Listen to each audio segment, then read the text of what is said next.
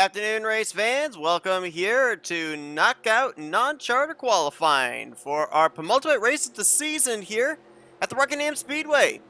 These drivers getting ready to try and get the final 6 spots in later on today's Subway 400.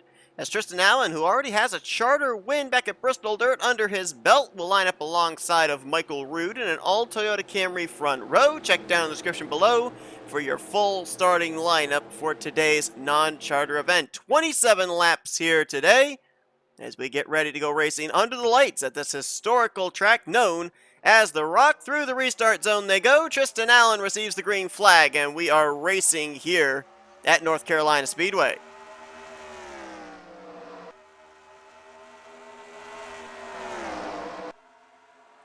Tristan Allen going to check out 3 wide further back towards the tail end of the field as side by side for second place. Arthur Xavier to the inside of Michael Roode.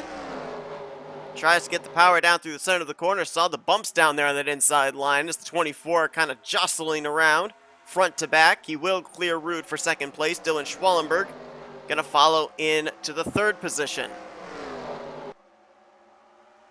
A lot of stories around D Schwallenberg coming into these final 2 races of the season. Of course, D Schwallenberg, another driver like Tristan Allen, who has a win in a charter race that was back during one of the heats in the Chili Bowl.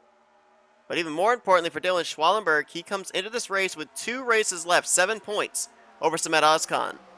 For Samet to be able to take Rookie of the Year here in Season 4 away from D Schwallenberg, theoretically, Schwallenberg has to miss this race. S Ozkan has to make it in to make it a battle when we get to Homestead, Miami next week.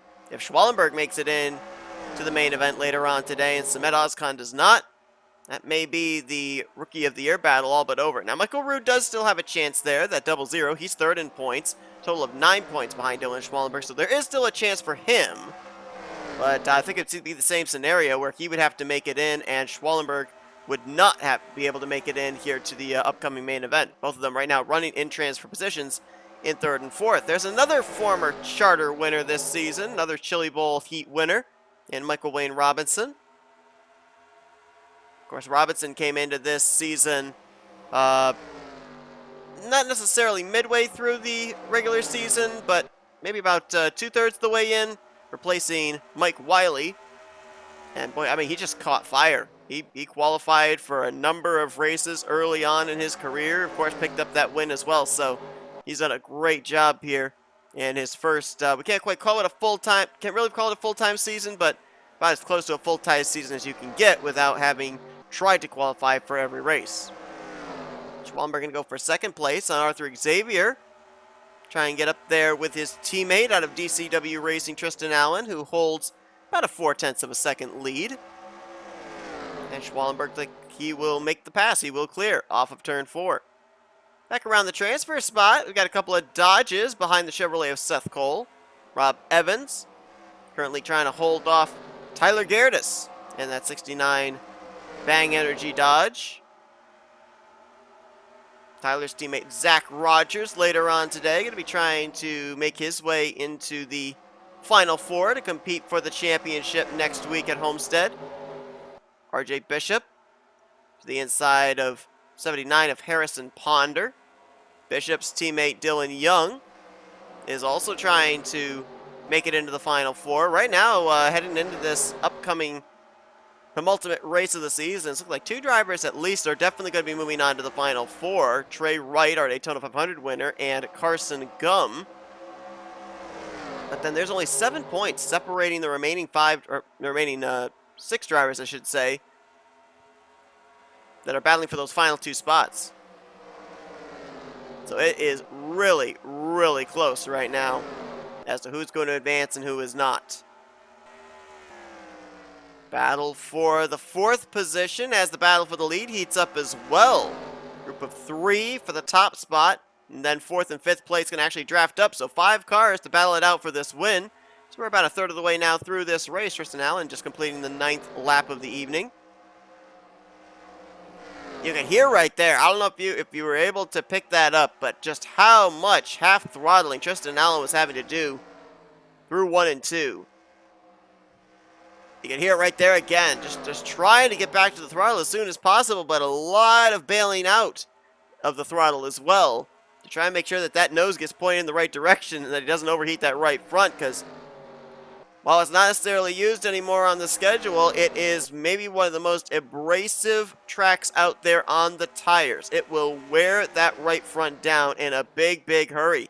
And different drivers have different approaches to these two slightly different corners of 1 and 2, 3, and 4 as to how they try and preserve their tires. But I'll tell you what, I'm fully expecting that we're going to be having a long green flag run in our main event later on today. And for those drivers I just mentioned, those 6 drivers that are only 7-point separation of each other, trying to fight for a Final 4 position, I think really for all 6 of them, it's going to come down to who's going to be the best in terms of long-run speed, in terms of preserving those tires. And again, you got to think about it too. That's really what kind of separates somebody out on whether they are championship caliber or not.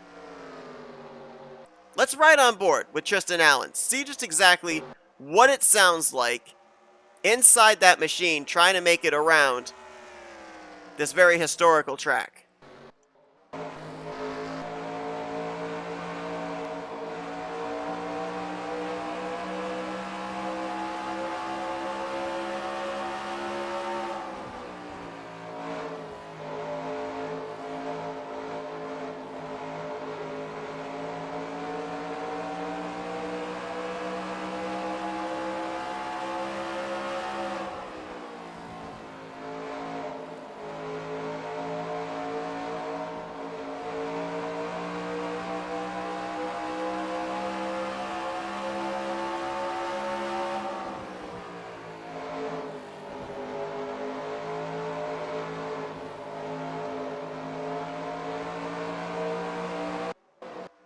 See there in the rearview mirror, Dylan Schwallenberg looming large. Arthur Xavier gets kicked up to the high side, and Schwallenberg wants by his teammate for the race lead.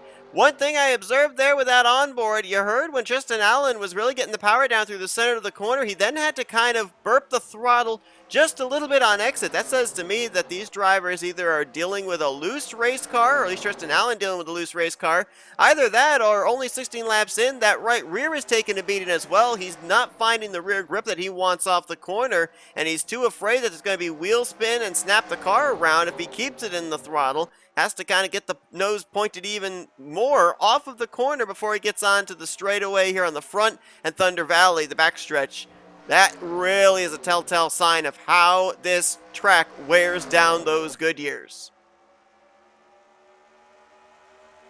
Well, your top 3 are all drivers that have taken a Duracell Cup Series charter race checkered flag.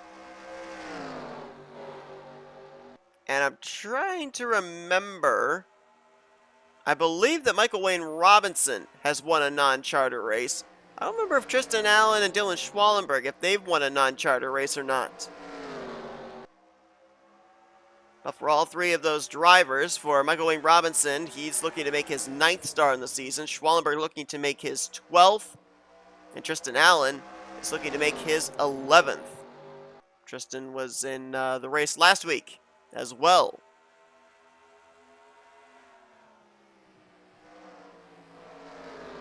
Boy, I'm hearing them backing out of the throttle a lot sooner now into the corner than they were in the early stages of this race. These 5 drivers all look like they would be able to race their way in, but it's a dogfight around that transfer spot right now. Brad Stover just moved up into 6th.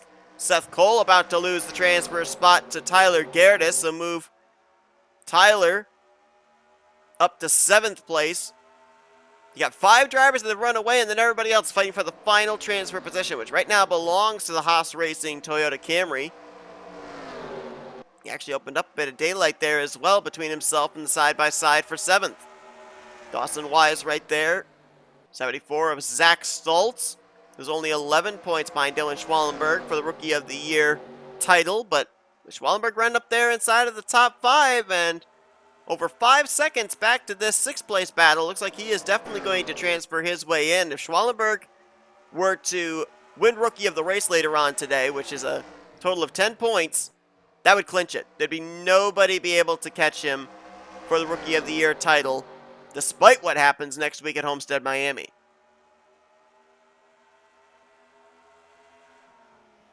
6 laps to go here at North Carolina Speedway. Not really a wreckfest of a race or anything like that. These drivers basically having to make sure that they are good on long run speed. Schwallenberg driving deep into the corner up on the top side. And he almost made that work. He's going to get alongside Tristan Allen, I think. Is there a second groove here at Rockingham? Well, he loses some momentum here on the front stretch. But Schwallenberg might have found something up there. Staying alongside of Michael Wayne Robinson for a second. Look at the run he gets. Look at the run he's going to get there down Thunder Valley. He'll get alongside his teammate for the top spot. And I guarantee you that non-charter drivers and even the charter drivers later on today, they are taking notice of what Schwallenberg is doing right now. Oh, it didn't pan out for him, though. He's going to drop back at least to third, maybe to fourth, as Michael Roode is there to pounce.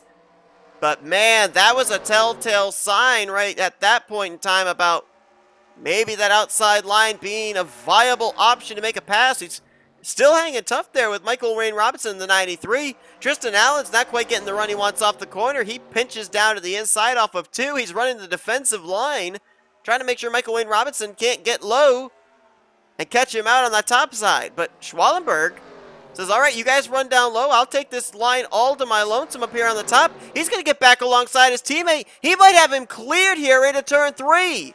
They left the door open for him. He put his foot through it. And Dylan Schwallenberg is going to take the top spot, and he's going to go right back up there to the top. Continues to run that outside line.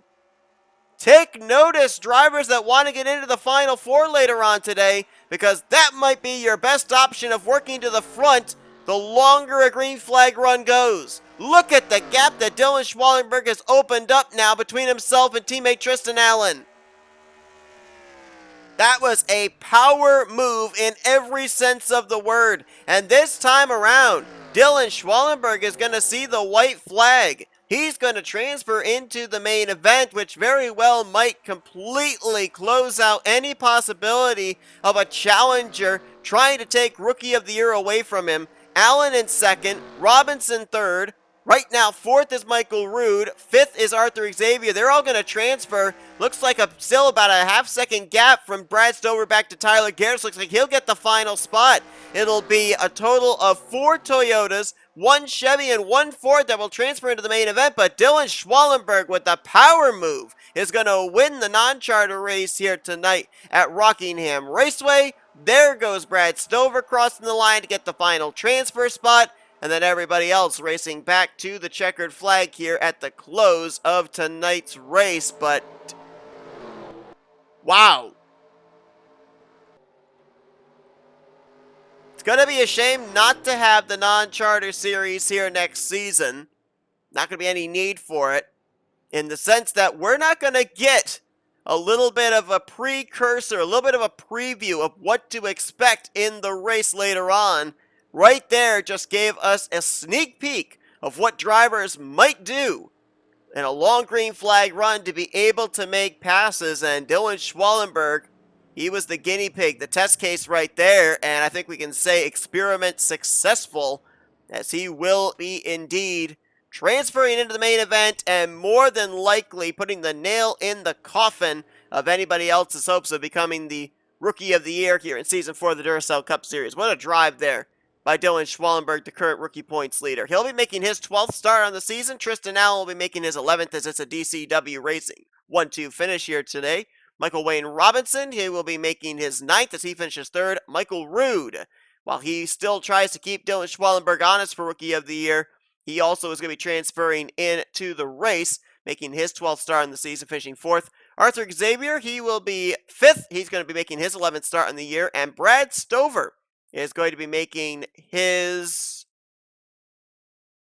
8th start on the season, as he's going to get the final transfer spot here tonight. Everybody else from 7th place on down, they will not be taking part in the main event, but Tyler Gehrdes, Dawson Wise, Zach Stultz, and Pedro Lucas, they completed the top 10 here this evening. So what can we expect from Rockingham later on today, with its part to play in the Championship 4 for next week's finale at Homestead?